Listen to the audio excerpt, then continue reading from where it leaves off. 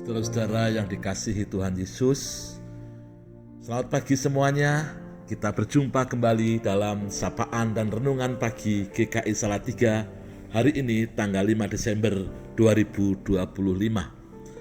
Puji Tuhan karena hari ini kita merayakan anugerah Allah yang mengundang kita untuk senantiasa melekat hanya pada Allah. Sebelum kita bersama-sama memulai renungan pagi ini, mari kita berdoa. Bapa Surgawi, kami mengucap syukur untuk rahmat-Mu. Hari ini kami diberkati untuk merayakan penyertaan Allah. Maka dari itu ajarlah kami untuk hanya melekat kepada Allah. Berfirmanlah Tuhan, kami akan mendengarkan serta melakukannya. Di dalam nama Tuhan Yesus kami berdoa. Amin.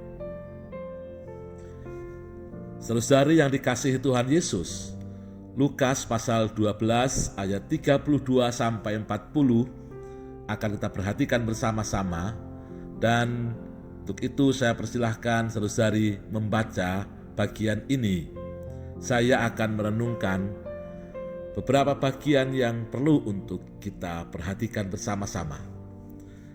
Kepada kita semua, Tuhan Yesus mengatakan, di mana hartamu berada, di situ hatimu berada.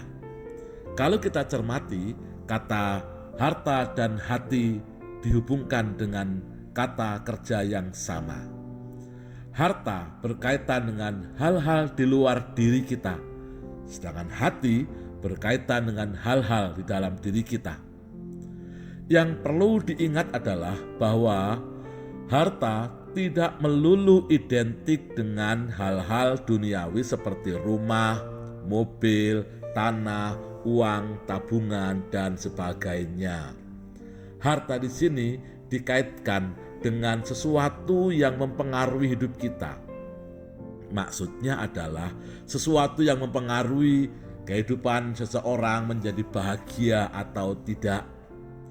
Dalam hidup sehari-hari dijumpai pemahaman bahwa kebahagiaan itu terwujud manakala orang berkelimpahan secara materi, orang memiliki sesuatu, pengetahuan, atau orang memiliki hal-hal yang dianggap penting dan membuat orang bahagia.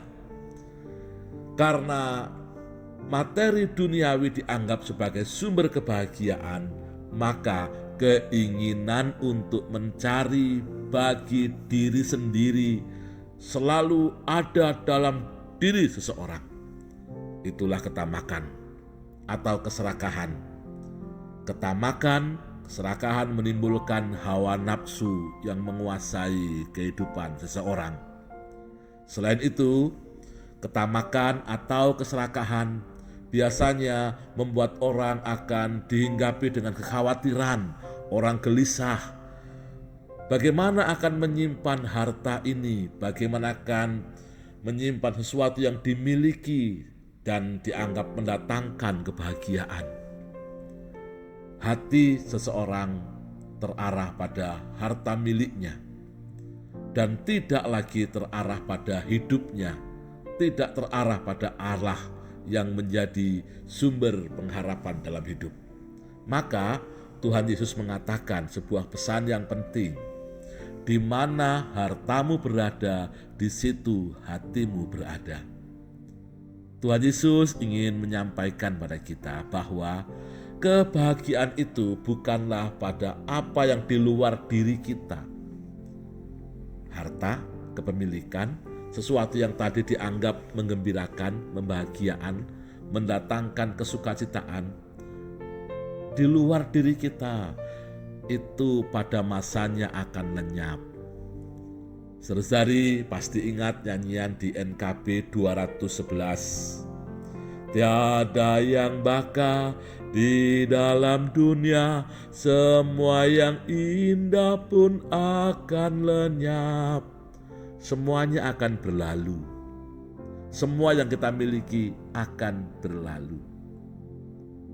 Maka sesuatu yang di luar diri kita itu semuanya akan berlalu, akan lenyap. Tidak ada yang baka. Oleh karena itu, Tuhan Yesus ingin mengatakan pada kita, harta, kepemilikan, apapun itu bukanlah sumber kebahagiaan. Bahkan bila digenggam erat-erat akan mendatangkan kekhawatiran, karena banyak orang terpukau pada apa yang dimiliki, bukan pada Allah sang sumber kehidupan. Maka Tuhan Yesus mengajak kita untuk melekat hanya kepada Dia sebagai sang sumber kebahagiaan. Bagaimana hidup dengan melekat pada Allah? Firman Tuhan hari ini mengatakan pada kita. Dalam Lukas 12 ayat yang ke-32 dikatakan, "Janganlah takut, hai kamu kawanan kecil, karena Bapamu telah berkenan memberikan kamu kerajaan itu." Di sini Tuhan Yesus mengatakan pada kita, yakinlah pada pemeliharaan Tuhan. Jangan takut, hai kamu kawanan kecil. Setiap kita, para murid Yesus, disapa dengan kawanan kecil, yang menggambarkan keadaan umat Allah yang ringkih, yang kerap kali tidak berdaya. Di dalam keringkihan itulah ingatlah, Allah memelihara hidupmu. Mungkin kita mengatakan, aduh Pak, gimana Pak, ini uang saya nggak cukup. Bagaimana setelah saya masuki masa pensiun, semua pendapatan saya berkurang drastis. Bagaimana ini Pak, ketika kami harus menghidupi anak-anak dan sebagainya. Sementara usaha juga sekarang ini penuh dengan tantangan. Tuhan Yesus katakan, janganlah takut. Yakinlah pada pemeliharaan Allah. Yang kedua, Tuhan memberikan kepada kita semangat dan menantang kita. Ketika Tuhan katakan kepada kita, jualah segala milikmu dan berikanlah sedekah. Lah bagaimana mungkin Tuhan, aku bisa memberikan sedekah sementara aku saja masih kekurangan? Saudara yang dikasihi Tuhan, memberikan kebaikan, bersedekah itu bukanlah berdasar pada apa yang kita miliki dan kalau sudah punya banyak baru bisa sedekah. Itu konsep yang keliru. Di sini Tuhan Yesus ingin mengajak kita hidup dalam kerelaan hati, dalam kemurahan hati, dan itu didasarkan pada belas kasih. Orang-orang yang bermurah hati itu adalah orang-orang yang memiliki semangat ikhlas berbagi, tulus, dan tidak takut seperti yang dikatakan Tuhan Yesus.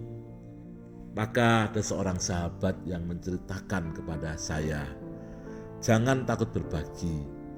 Kamu tidak akan pernah menjadi miskin kalau kamu berbagi. Kemurahan hatimu itu adalah anugerah Allah. Jadi bagikanlah anugerah itu. Ini ajakan Tuhan Yesus. Dan yang ketiga, pada ayat yang ke-35 Tuhan Yesus katakan, hendaklah pinggangmu tetap berikat dan pelitamu tetap menyala. Di sini Tuhan Yesus ingin mengajak kita semua, melekatlah hanya kepada Allah. Melekatlah pada Allah, bukan pada apa yang kita miliki. Yakini pada janji dan pemeliharaan Tuhan. Di sini kita diajak untuk benar-benar mempercayakan diri kepada Allah.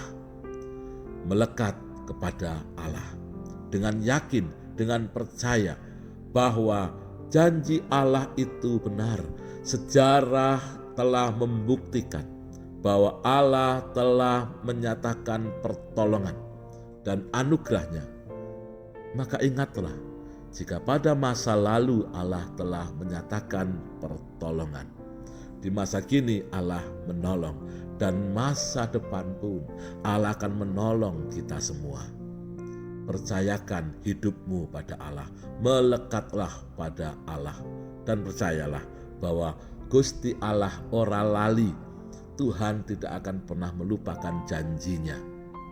Hendaklah pinggangmu tetap berikat dan pelitamu tetap menyala. Dan itu semua didasarkan pada anugerah Tuhan Yesus Kristus, Allah Sang Immanuel yang menyertai kehidupan kita. Saudari yang dikasihi Tuhan Yesus, demikianlah sapaan dan renungan pagi GKI Salatiga pada hari ini. Dan kita akan memasuki segala aktivitas pada hari ini. Kita berdoa mohon penyertaan Allah. Ya Allah, kami bersyukur firman-Mu meneguhkan kami supaya hanya melekat padamu. Ajarlah kami untuk terus-menerus menyalakan pelita yang bersumber dari Allah. Ajarlah kami untuk tak berikat pinggangkan kebenaran dan kasih, karena disitulah Allah menuntun kami semua. Hari ini kami akan menjalankan segala karya dan aktivitas. Semoga semua diberkati dan menjadi berkat. Terima kasih Tuhan Yesus. Padamu kami berdoa. Amin.